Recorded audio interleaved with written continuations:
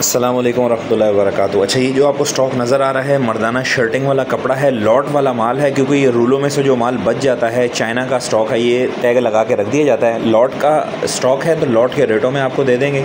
अच्छा, इसमें 2 गज़ से बड़ा अर्ज़ भी है और 2.25 गज़ तक का अर्ज़ है। चाइना का स्टॉक है, इस वजह से इसका अर्ज़ बड़ा होता है। एंड में मैं आपको रूल भी दिखा दूँगा, ठीक है, रूलों में भी आपको ये मिल जाएगा।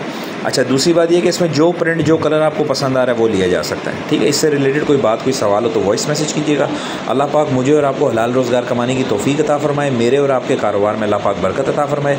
जज़ाकल्लाह। अस्सलाम वालेकुम रहमतुल्लाहि व बरकातुहू। अच्छा, इसमें पीसी कॉटन भी है, इसमें कॉटन भी है।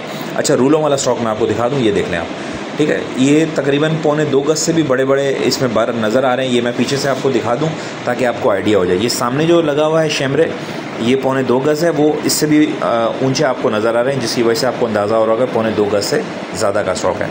जज़ाकल्लाह। अस्सलाम वालेकुम रहमतुल्लाह।